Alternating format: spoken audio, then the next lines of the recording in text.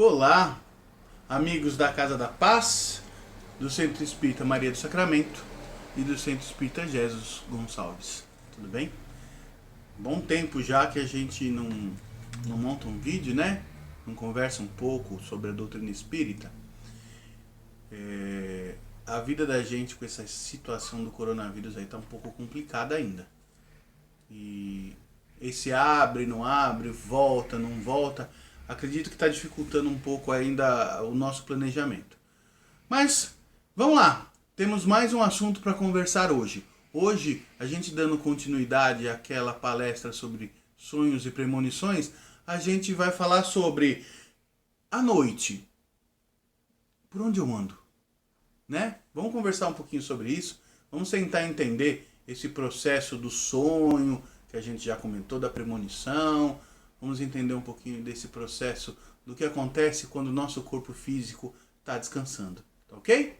Bom, para iniciarmos, como sempre, eu conto com a ajuda do Rai e com a ajuda do Oscarlino. Nós do lado de cá, vibrando muito amor, muita paz.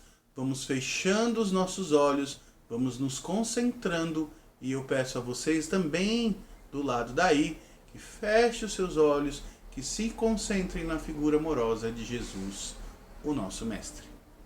Jesus, há quase 2030 anos atrás, mais ou menos, 2020 anos atrás, veio aqui para a Terra, veio aqui conversar conosco, trazer alguns exemplos para a nossa evolução como espírito.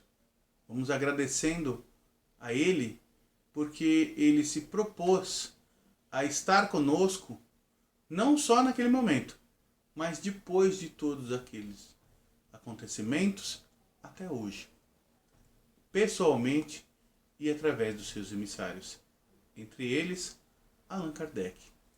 Allan Kardec, que veio, na verdade, Allan Kardec é pseudônimo, né, de Hipólito Léon Denisard Rivaio, que veio com um objetivo, o objetivo de compilar informações dos espíritos para auxiliar na compreensão mais profunda das coisas que Jesus ensinou e das coisas que Jesus não teve, à época, condições de ensinar.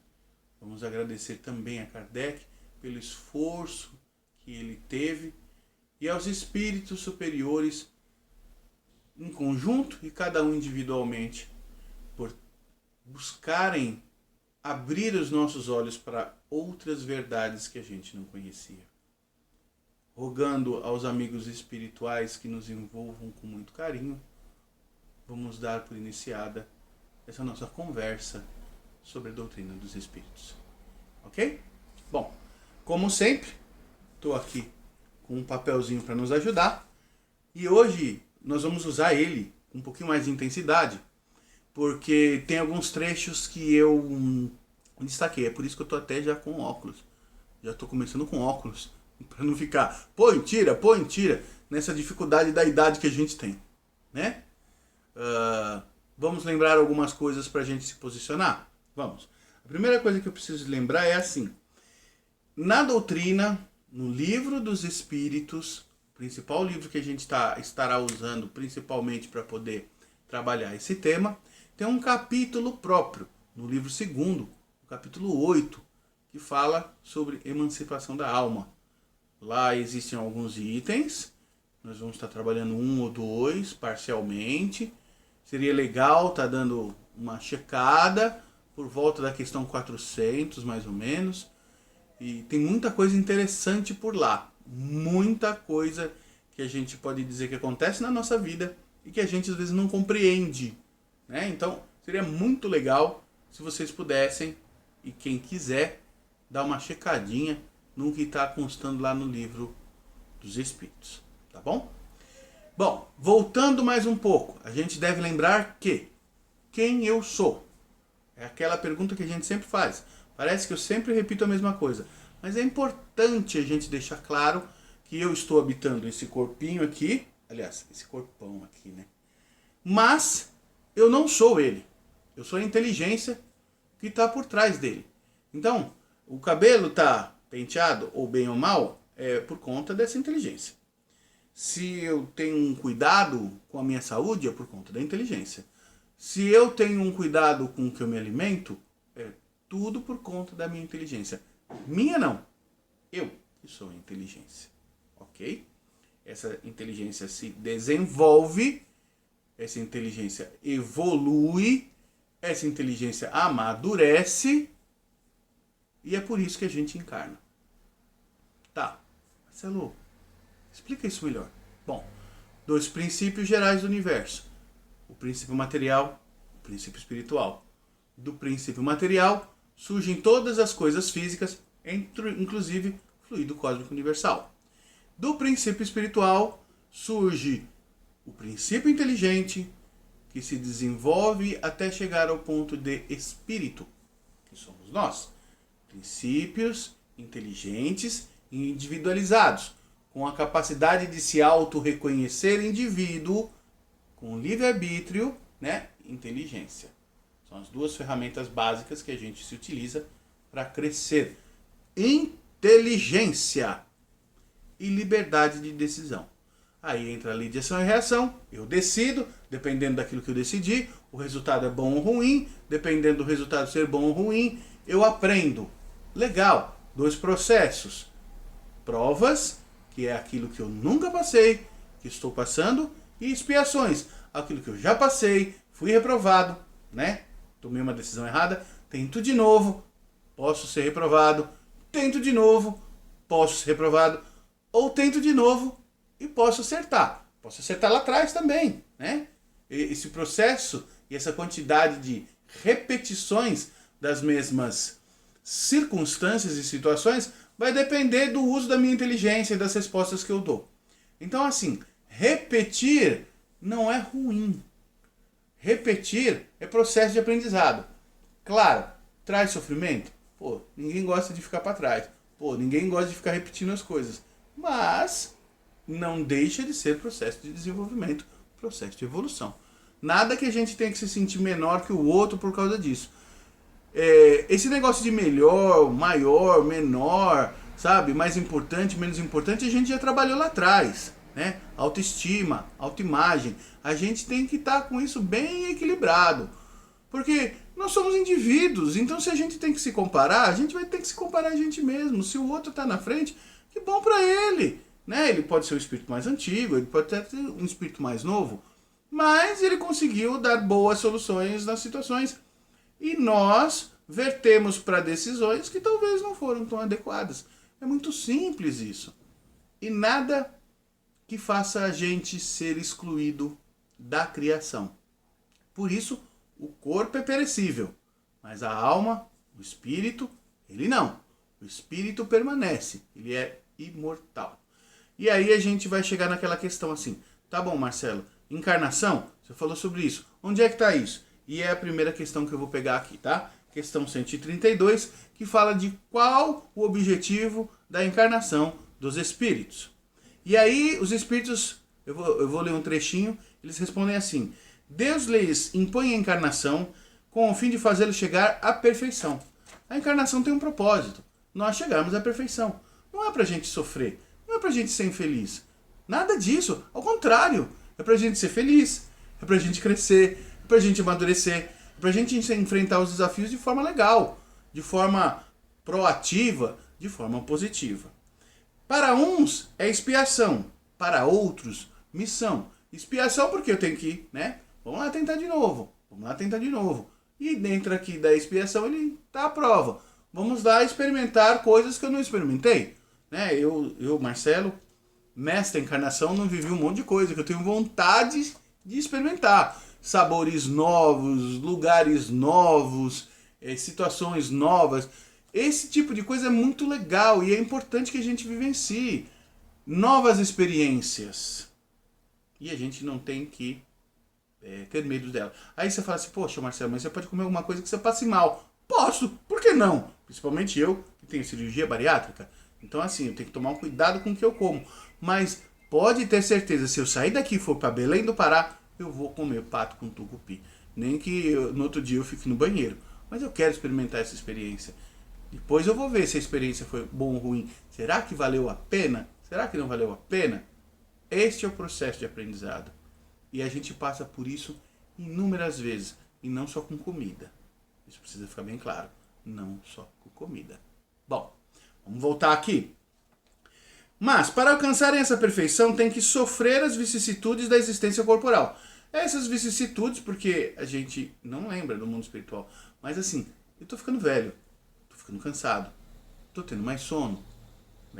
Tô tendo algumas dores que eu não tinha. Essas são as vicissitudes que os novinhos dessa encarnação não têm. Principalmente as crianças. As crianças têm energia de dar com sobra. A gente vai ficando velho e não tem mais. Isso é uma vicissitude. Isso é uma dificuldade. Então assim, e quem não passou por isso, não sabe. E quem já passou por essa idade e está em outra mais avançada, ele tem outras vicissitudes que eu não conheço. Então essas vicissitudes da existência corporal é natural. Faz parte do processo. E não tem que ser encarada como algo ruim. Tem que ser encarada como parte do processo que nos leva à perfeição. Tá? Tem uma segunda questão que os espíritos colocam. Visa ainda colocar um outro fim à encarnação, o de pôr o espírito em condições de suportar a parte que lhe toca na criação. Nós somos co-criadores com Deus. André Luiz deixa isso muito claro em Evolução em Dois Mundos. Como assim, Marcelo? Poxa, toda vez que eu pego uma sementinha e planto e ela começa a crescer, e eu rego, eu adubo, eu estou criando junto com Deus. Deus que faz germinar aquela planta, mas eu que cuido daquela planta. Eu que fiz ela germinar. Né? Eu que dei as condições para ela. Porque se eu não pegar aquela semente e colocasse na terra, talvez ninguém colocaria. Então, na vida, em sociedade, nós co-criamos com Deus. O uso do nosso livre-arbítrio gera novas condições para nós nos relacionarmos, aprendermos e crescermos. Ok? Bom, a gente deu uma resumidinha nisso aí dos objetivos da encarnação para entender o porquê que eu não vivo a vida exclusiva de espírito. Né? Por que eu preciso estar encarnado? Poxa, então eu estou encarnado aqui para, nas diversas situações da vida, diversas circunstâncias da vida, N fatores que acontecerem, eu crescer, eu evoluir, eu me desenvolver, né? Não só a barriga, mas eu desenvolver como pessoa. E aí a gente vai desenvolvendo, vai crescendo, vai se aperfeiçoando. Esse é o nosso processo. E as experiências que a gente vai alcançando, que a gente vai amealhando, que a gente vai pegando pra gente, se tornam as moedas, os talentos, o tesouro que Jesus falava. Que o ladrão não rouba e que as traças não corroem. É elas que a gente tem que guardar. É elas que nós vamos levar para as próximas vidas, na forma de tendências, né? O que a gente conseguir desenvolver aqui. E, principalmente, corrigir tendências não legais da outra vida. É importantíssimo isso. Essa vida também serve para a correção das tendências não tão produtivas que nós desenvolvemos em outras vidas, né? A gente sabe que nós somos no passado vários personagens da história, eu não sei quem, né? Posso ter sido Cleópatra, ou o servo da Cleópatra, ou sei lá quem. Mas nós tivemos existências anteriores, nós somos a sociedade, hoje nós somos a sociedade que já foram lá atrás.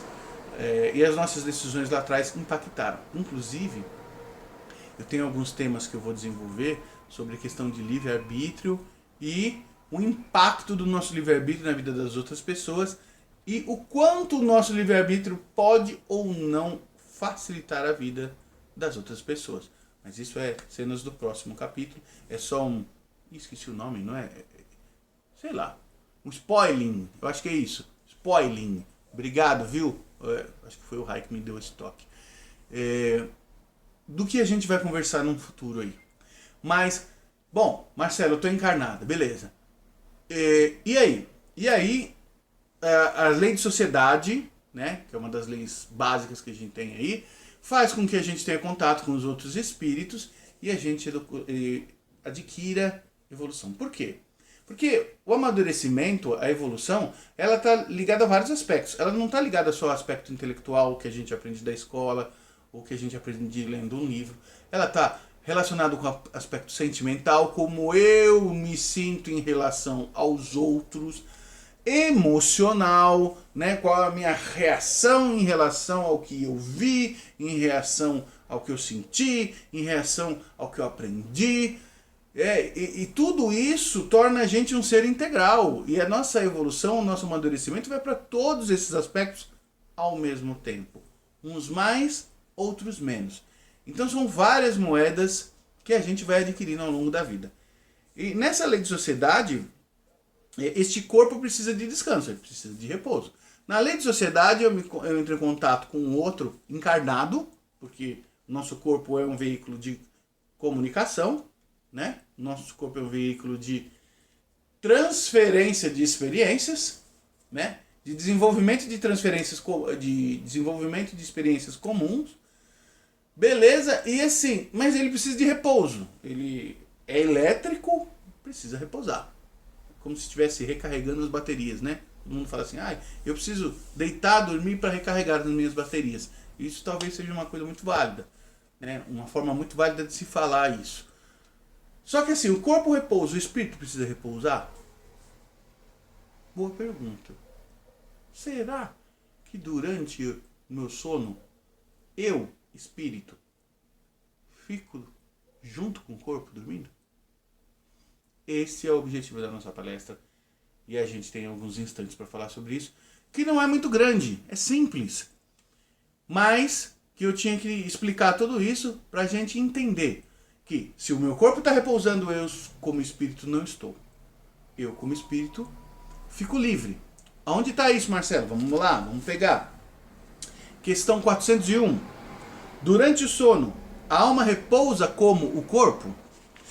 Aí os espíritos respondem, né? O espírito jamais fica inativo. E durante o sono, os liames, as amarras, as cordas que unem o corpo se afrouxam e o corpo necessita do descanso, mas não necessita do espírito. De forma que ele percorre espaço e entra em relação mais direta com outros espíritos. A lei de sociedade vale para o mundo espiritual e vale quando a gente está repousando. Olha só que fantástico. Meu corpo repousando, eu entro em contato com outros espíritos. Desencarnados e encarnados. De forma direta, independente de corpo, independente de eu precisar de uma intuição, né? No tete a tete. Só que com um detalhe. Todas as limitações que o corpo me impõe, que o cérebro me impõe para expressar, vocês viram aqui eu dar um monte de gafe, errar palavras, errar pronúncias. Essas gafes, elas são do cérebro, elas não são do espírito. Eu, como espírito, pensei a palavra tão mais rápido do que o corpo era capaz de expressar e deu esse gap, deu esse problema aí. Quando eu estou no mundo dos espíritos, eu não tenho essas limitações. Então a minha consciência é maior e eu sou capaz de compreender os problemas de encarnado de forma muito mais clara, objetiva e sensata. Aqui, no mundo físico, nós ainda temos muitas limitações, inclusive do contato alheio, da vergonha de se expor em algumas coisas que lá no mundo dos espíritos não nos perturba.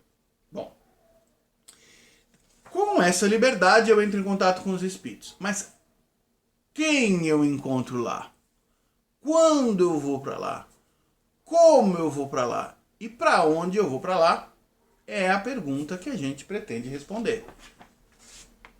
Não devemos nos esquecer que Jesus falava, onde está o teu coração, lá está o teu tesouro. Onde está o teu pensamento, o teu coração, o seu desejo, lá você estará. Cuidado então com o que você deseja, porque ele vai ser a sua bússola, ele vai ser o norte para onde você vai se ver deslocado na situação do sono físico. Na questão 402, que os espíritos analisam a liberdade do espírito durante o sono, eles respondem assim: saber que quando o corpo repousa, o espírito dispõe de mais faculdades que no estado de vigília, é aquilo que eu falei, das limitações do corpo físico. Tem a lembrança do passado e às vezes a previsão do futuro.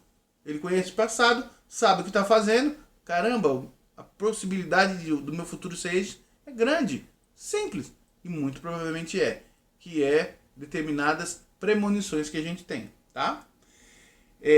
Adquire mais poder, porque informação é poder, e pode entrar em comunicação com outros espíritos, inclusive do mundo inferior. Ih, Cacilda, será que quando eu vou dormir eu só entro em contato com espíritos bons? Não, claro que não. Onde está o teu coração, lá está o teu tesouro. Então assim, existem pessoas que podem ter contato com uma espiritualidade inferior por conta de seus interesses aqui no mundo físico, né? Não estamos aqui para julgar ninguém, mas o semelhante atrai semelhante. Então, se os nossos sentimentos são nobres, nós vamos entrar em contato com espíritos nobres que buscarão nos auxiliar para a gente conquistar os nossos sonhos, a nossa evolução, nosso crescimento. Agora, se os nossos pensamentos são menos nobres, se as nossas intenções são menos nobres, quem a gente vai contatar do lado de lá? Os espíritos superiores, nossos mentores, vão tentar fazer contato? Claro que vão. Mas eu vou me interessar por eles? Não. Então eu vou dispensar, ó. Igual quando alguém quer dar um conselho. Ei, não vem me dar esse conselho não, que isso não me interessa. Eu já decidi o que eu quero e agora eu quero executar o que eu decidi. Qual contato que você vai ter com os espíritos que vão te auxiliar você na execução das atividades que você quer? E podem ser espíritos não tão evoluídos assim. Então, os espíritos com os quais a gente contata no mundo espiritual, em virtude da lei da sociedade, também, eles têm a mesma natureza que nós temos. Inclusive, já preparei uma palestra para o futuro, o tema dela é assim: testai os espíritos para saber se eles são de Deus. Olha só, vamos tomar um certo cuidado com isso. Às vezes a gente dá muita confiança a alguém quando a pessoa não conquistou aquilo. E a gente acaba caindo, vamos assim dizer, em decepções.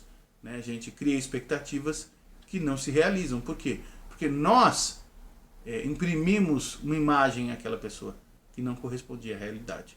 Né? Então a gente tem que tomar um cuidado com isso. Assim, o sono liberta parcialmente a alma. Sim, liberta. E lá nós vamos realizar os nossos desejos mais íntimos, mais profundos. Lá nós vamos arquitetar os planos mais absurdos, às vezes, do que a gente deseja acontecer aqui na Terra. Né? E a gente tem que tomar um cuidado com isso, por onde a gente anda. Porque as consequências também do que a gente faz no mundo espiritual, elas acontecem no mundo físico. As obsessões que a gente vê se desenvolver no mundo físico também acontecem por conta desse contato espiritual. Então a gente tem que ter um profundo cuidado. Tem um ditado que diz: diga-me com quem tu andas e digo quem tu és. Embora ele tenha lá, se a gente for refletir sobre ele, a gente tem que ter um cuidado com isso, mas ele já denota realmente as nossas companhias, né? E denota pelas nossas companhias qual a natureza daquilo que a gente é. E o inverso também vale. A natureza daquilo que a gente vai trazer as companhias adequadas aos nossos objetivos como espírito, seja desencarnado, ou seja no processo de sono, ou seja no processo físico. Aí vocês falam assim, vocês podem perguntar assim: mas Marcelo, eu não lembro disso. Não, não vai lembrar. Nosso corpo físico está aparelhado com o cérebro, que ele é um filtro para as memórias do espírito. Por isso que a gente não lembra da encarnação passada. Esse cérebro não vivenciou elas. Quando a gente traz a vivência do espírito no mundo dos sonhos, né, lá dos espíritos, ele filtra, muita coisa a gente lembra, outra ele transfere como sonhos, que não são sonhos exatamente premonitórios, que são aquela outra espécie de sonho que fica conturbado, parece que a gente está assistindo um filme. Sim, é um filme da interpretação daquilo que aconteceu lá, né? No mundo espiritual. uma recordação meio tênue, meio parcial, provisória. Porque como o cérebro não vivenciou isso, ele não vai reter por muito tempo. E aí no final do dia você fala assim, nossa, eu sonhei, não me lembro nem com o que eu sonhei. Mas saiba, se você sonhou, houve uma vivência no mundo dos espíritos. E esse sonho é a interpretação, de certa forma, desta vivência. Então assim, poxa, tive um pesadelo. Olha só. Onde talvez você foi parar? Nossa, eu sonhei que estava brigando. Olha só. Olha o que talvez você fez do lado de lá. Sonhei que estava com determinada pessoa, fazendo determinada coisa. Olha só os seus interesses do lado de lá. É possível que você tenha realmente se relacionado com essa pessoa do lado de lá? Sim. É possível que você tenha se relacionado com outro espírito nas condições que você sonhou e só a imagem da outra pessoa, porque você tem interesse, era nela, mas não era ela do lado de lá, que você realizou. Então existem N fatores que podem trabalhar isso, de forma que a gente não pode dizer aconteceu isso, aconteceu aquilo outro. Mas fica aquela impressão, aquela circunstância, aquela situação de ter vivenciado aquilo e que a gente tem que tomar um cuidado. A gente tem que procurar crescer na vida e não se diminuir na vida, né? Vale lembrar, aqui os espíritos advertem ainda na questão 402, que por efeito do sono, os espíritos encarnados estão sempre em relação com o mundo dos espíritos. E é isso que faz que os espíritos superiores consintam, sem muita repulsa, em encarnar-se entre a gente. Deus quis que durante o seu contato com o vício, pudessem eles retemperar-se na fonte do bem, para não falirem, eles que vinham instruir os outros. O sono é a porta que Deus lhe abriu para o contato com seus amigos do céu. É o recreio após o trabalho, enquanto esperam um grande livramento, a libertação final, que deve restituí-los ao seu verdadeiro meio. Né? Então, assim, o que eu queria que ficasse claro é essa questão do sono, por onde a gente anda, por que a gente faz isso e quais os objetivos disso. Teria muitas coisas ainda para se falar a respeito de tudo isso? Sim, haveria. Essa questão 402 tem muito detalhezinho importante para se trabalhar que eu não trabalhei. Então, vão atrás dela para entenderem alguma coisa sobre o que a gente faz no mundo dos espíritos. E assim, principalmente, vamos fazer uma prece antes de dormir. Vamos tentar entrar em contato com bons espíritos do lado de lá. As perturbações que a gente tem durante o dia, os problemas que a gente está passando, eles levam a gente inconscientemente para lugares não tão legais, não tão agradáveis. E a gente acaba passando por um sofrimento que a gente poderia ter evitado. A gente acaba passando por um sofrimento que a gente não precisava passar. Né? E assim, a dica é: quer ser feliz? Cuide-se. Cresça. Faça por merecer, que certamente as coisas acontecerão. Não talvez no tempo que a gente escolha. Não talvez da forma com que a gente deseja. Mas certamente da forma com que é melhor para nós. Então convido a todos para fecharmos os nossos olhos. Convido a todos para entrarmos de novo em contato com o mundo espiritual através do nosso pensamento. Vamos reunindo a nossa família espiritual. Nós daqui, eu, Oscarlino, Raimundo, e vocês daí, cada um no seu tempo. Né? O nosso tempo é o agora. Nosso tempo é este instante que eu estou falando. E nós estamos mentalizando uma linda luz que recai sobre o nosso planeta, em todos os pontos do nosso planeta, que recai sobre os hospitais, que recai sobre os doentes que também não estão nos hospitais, que recai sobre aqueles que são prisioneiros dentro das penitenciárias e dentro de situações desagradáveis que estão vivendo, ainda aqui em liberdade física. Que os amigos espirituais envolvam cada um de nós com muito carinho, nos reequilibrem as energias, permaneçam conosco nos intuindo sempre para boas ideias e nós sejamos amadurecidos por esse contato e desejemos cada vez mais, cada dia mais, buscar a nossa perfeição, a nossa felicidade e a nossa liberdade em relação a tudo aquilo que nos cause dor e sofrimento. Que a gente fique em paz, que a gente permaneça com a paz e até a próxima, se Deus quiser.